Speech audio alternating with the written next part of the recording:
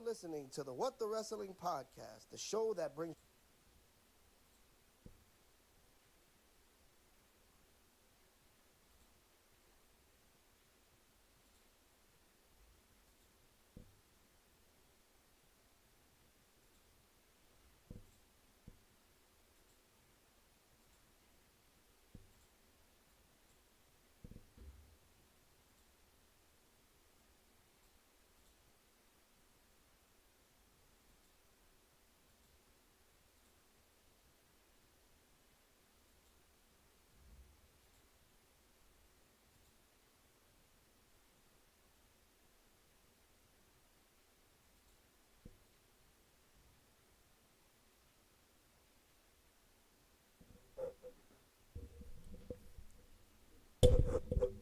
Y'all know what time it is. Y'all know what time it is. As always, we're going to keep the ball rolling, keep it smooth. Listen, everybody, I want to welcome you to What the Wrestling. As always, you can follow me, RJD199 on Instagram, RJ699 on Twitter, Facebook, YouTube, What the Wrestling. Follow your boy. Check me out. Check out all this nice, good, smooth content we got going on. And we going to get the ball rolling in about 3, 2, 1. What is going on, everybody? Everybody, what is going on? As you can already see, RJD here. We ain't playing no games. We chilling. If you hear a cat, don't be alarmed. He's fine. Trust me. But we're going to get the ball rolling because we got a lot, and I mean a lot, to discuss. So with that being said, we are going to get right into it. We got some news on Jay White. We got news on China and a Hall of Fame induction. According to Jim Ross, we got news on why the hell WWE removed the pay-per-view WrestleMania 24 from the network. That was stupid. And we have news on Cody saying maybe there's a little bit too much freedom going on in AEW. But first things first, I want to talk about this Jay White situation. A lot of people are speculating that Jay White is going to be going from New Japan to WWE. Let me be the first to tell you that shit ain't happening. I highly, highly doubt that Jay White is leaving New Japan, let alone going to WWE or NXT. Or AEW, or anywhere for that matter. Jay White is a great wrestler in New Japan Pro Wrestling. Actually, he is a former IWGP heavyweight champion. He just recently lost to Kota Ibushi for that double title because the IC title for New Japan was up as well. And he lost again on New Year's Dash and cut a promo saying that he was done. He's leaving, but I think this is all a work. I don't think he's going anywhere. I think it's just pure storyline speculation because I don't think Jay White is leaving or wants to leave New Japan. I mean, why would he? New Japan has been very, very good to Jay White, and I don't see why he would want to leave to go to WWE. First things first, if he goes to WWE, he's not making no headway there. Nothing's going to happen. He's going to be lost in the sauce. Even if they push him right for 2, 3, 4 months, and that's being generous, I don't even think that audience knows who he is. And if they do, it'll be very little of them. And we don't have fans anyway. Secondly, NXT would be a better fit because at least that audience probably knows who Jay White is because that audience is up on the indie scene and they're up on new wrestlers and they're up on up-and-coming wrestlers on the indie scene coming up. And that NXT vibe is more of an indie. It's like a WWE indie than the main roster, which is Vince McMahon's toy, and we all know anybody who has come from the indies or anything that goes to the main roster, more likely than not, they're gonna fuck you up. Case in point, Ricochet, Kushida, don't want to see him up there. Adam Cole, don't want to see him up there. Keith Lee messed him up already. Then we got who else? I mean, McIntyre left and came back, but McIntyre was a WWE guy first before he left. Kevin Owens, they've been good with. Kevin Owens has been in good stuff. He had a brief run with the Universal title. So Kevin Owens is an exception. Daniel Bryan was a mistake. They had him messed up, but he got over on his own. Like, they mess up everything. Why is Ricochet not dazzling us every week on TV? Because Shinsuke Nakamura, we ain't even going to talk about him. They mess everything up. And then the things that they don't want to mess up, they have happy accidents, i.e. Becky Lynch, Daniel Bryan. So Jay White would be a good fit for NXT. I don't think he would be a good fit for WWE long term. And if I'm not mistaken, he's signed a really long contract, and I don't think his contract is up yet. That character, he's worked on it for years and years and years, and he has perfected that Switchblade character. And I hated watching Jay White matches when I started watching New Japan maybe 4 or 5 years ago, maybe 4 years ago. I hated watching Jay White matches. Now, Jay White is a great heel, and I love watching his matches. Fantastic match for Kota Ibushi. He signed a 7-year deal in 2018, which means he ain't available to leave New Japan no time soon. 2025 is when his deal would be up. So if he signed the deal in 2018, 2025 is when his deal is up. He ain't going nowhere. And Jay White is young. I don't even think Jay White is 30 yet. So when his contract is up, he will be in the prime of his career, because your prime as a wrestler is normally 30 to 40. You know, you spend your 20s trying to get right, trying to get up there. Unless you're Okada, because Okada's a savage. But once you hit 30, it's like the rocket ship takes off. So he's got a good 5 years left, so he ain't going nowhere. I think all of that was just pure storyline speculation, and he will be staying where he belongs in New Japan right now. I would love to see him in AEW once AEW is more established. Like in 5 years, if AEW could keep this up and they become established, and you got more stars coming in, you got some stars leaving, they got a whole new roster with new up-and-coming guys that we probably haven't even heard of yet. Shout out to my Ravens that won today, too. Shout out to my Ravens. We won today. Second round, bring on the Chiefs, baby. Let's go. But anyway, then he'll be more inclined to do better. I would love to see that. WWE with Vince McMahon there, I don't like it. I don't like him in that setting because they don't know how to book anybody. Like, they don't do long-term storytelling. They don't book people properly. It's just, I don't think it's a good fit for him. And the fact that he's up, his contract is up right now, I think it's awesome. Because I would love to see Jay White go and wrestle for other promotions and heal it up and be a total jerk and get titles and steal victories. And I love it. So put that rumor to bed. Jay White's not going anywhere. He's going to be right where he is.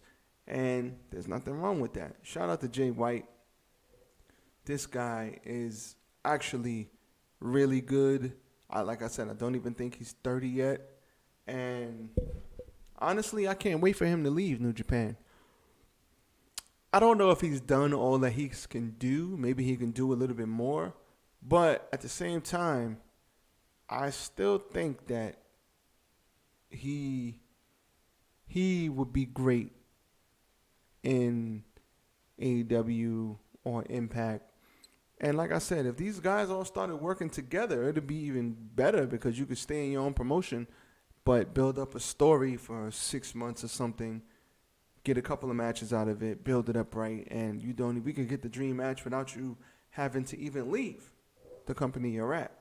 But him and WWE, not a good fit at all.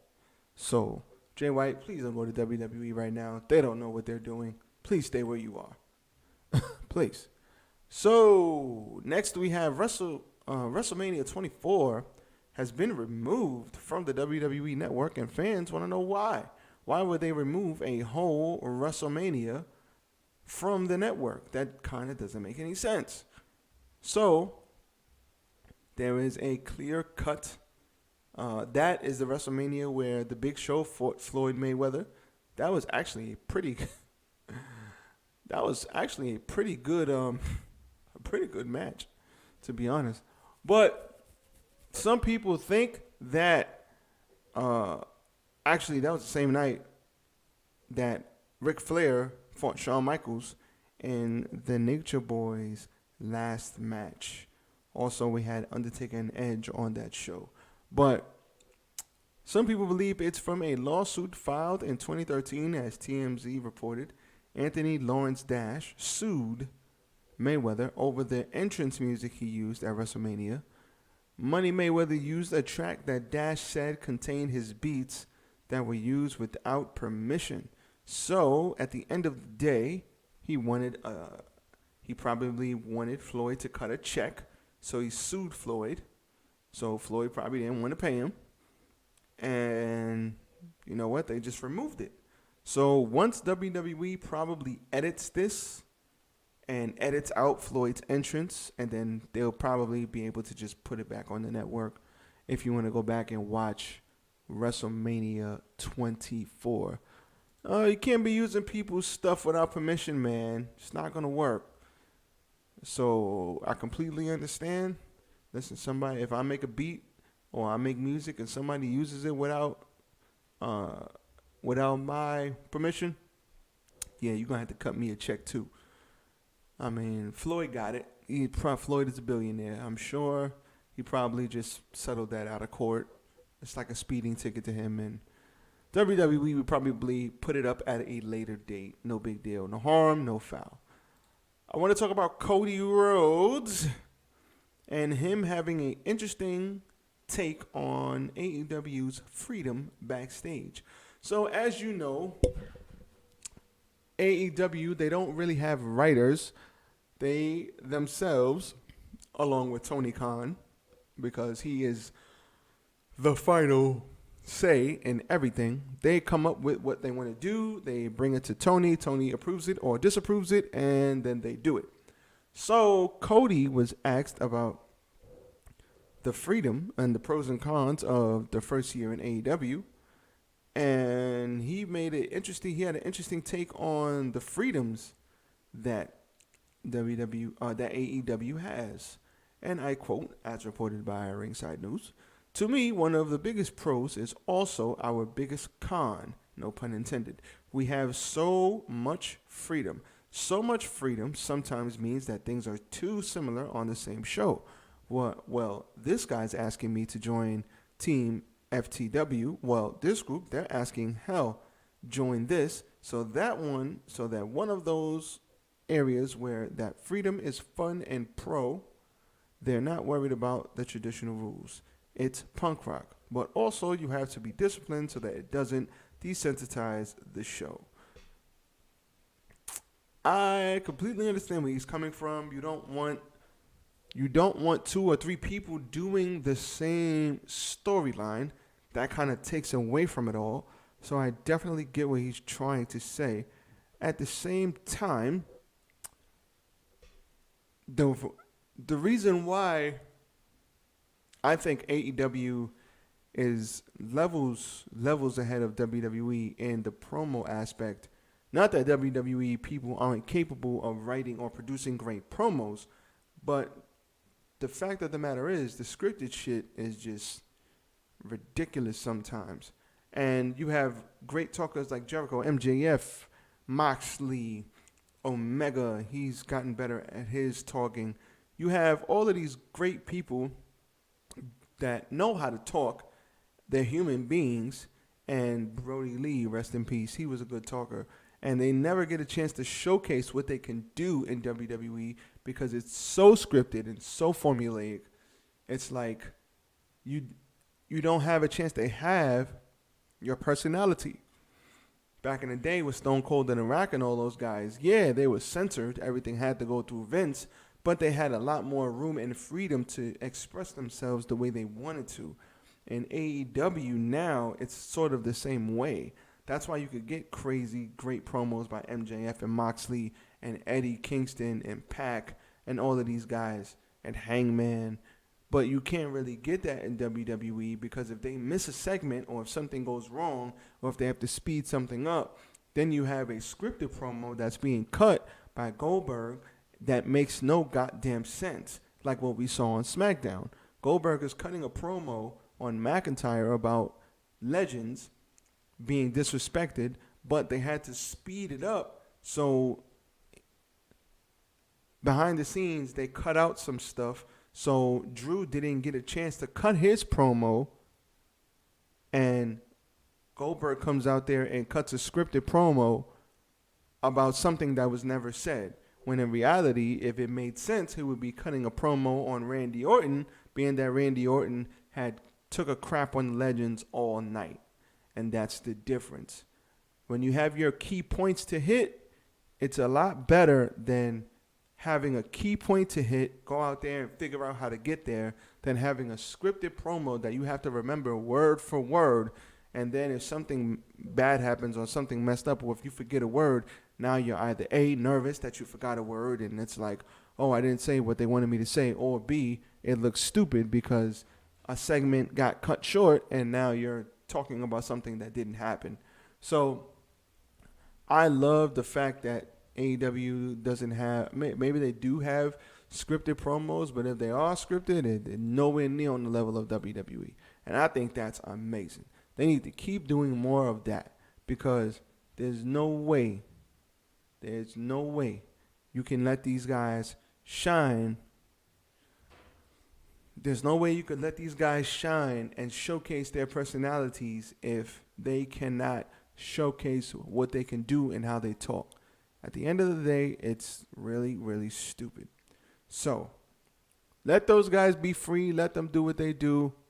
They will make the right decision at the end of the day. So, with that being said, that's all I got for you today. Wait, one more thing before I go. Kenta has arrived in Orlando. I don't know what that means for AEW.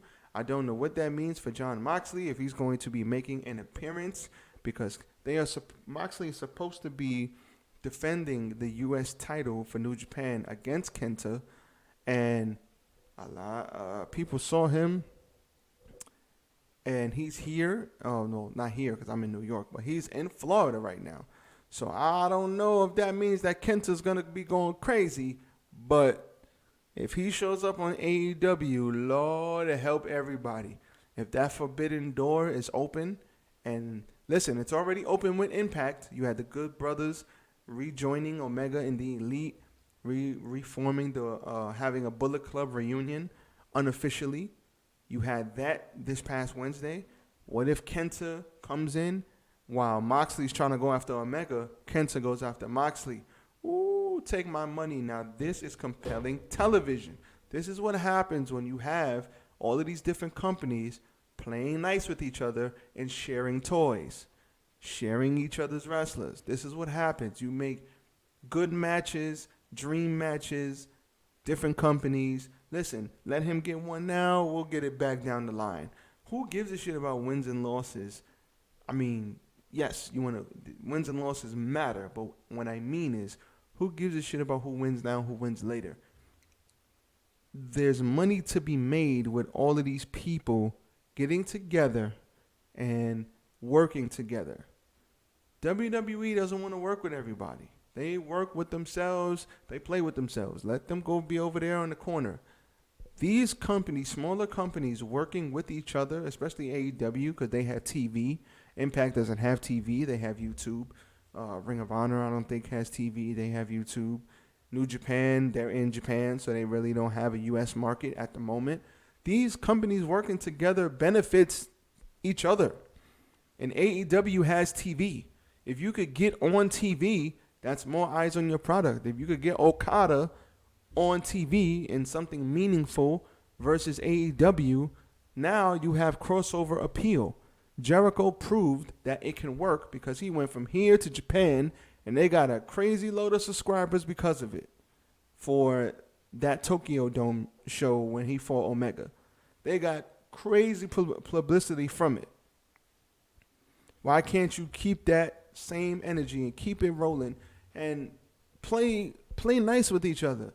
Make sure everything gets done. And then you can make a boatload of money and the fans win in the end because we just want to see great wrestling and great stories. And those will create those oh my God moments that we need because we're in the middle of a pandemic. We don't have 100% capacity fans. I go on YouTube just because I love seeing fans. I haven't seen fans in so long. Sometimes I look at entrances just to hear what fans sound like. Sometimes I go in like top 10 best debuts in AEW, top 10 best returns in WWE. Edge returns from the Royal Rumble. Cody's first entrance in AEW. Like, I run on the treadmill to this stuff. It helps me run because the fans give me energy and I wasn't even there. We need fans. And this, because we are so limited with the fans now, these will create those oh my God moments. This is what will create that. This is what will create that. So I think they need to start working together. Listen, they get paid the big bucks to figure out how to write these stories. Write these stories, write up something good. That's what y'all get paid to do. Put it on TV. Let us enjoy it. Take my money. Fine. It's entertainment. It's entertainment, and I love it. That's why we love wrestling. Because of things like these special returns, because of Edge returning, and I got chills watching his entrance and that first spear, because of Sting coming back and Tony Schiavone going, it's Sting. Like, that's why we watch wrestling, for those moments. Because of the Bullet Club being reformed unofficially. I don't want... Tama Tonga might have something to say about that. But because of the Bullet Club getting reformed, because of Chris Jericho going to fight Kenny Omega, who thought that was going to happen? Craziness. So, I can't wait to see if Kenta pops up. I hope he does. I really do. I hope he does. And I hope AEW opens that forbidden door with New Japan, because the matches that we could get with New Japan and AEW, take my money. Take my money. So with that being said, that's all I got for you guys tonight. This has been episode 2 of What the Wrestling News Break. We got tomorrow's Monday, so we got the Monday Night Raw review coming out tomorrow. So stay tuned for all of that. If you missed the social media, here it is. You can follow me, RJD, at RJD199 on Instagram, RJ699 on Twitter. Follow me at What the Wrestling on Facebook and YouTube. And enjoy your evening. Be safe. This is RJ.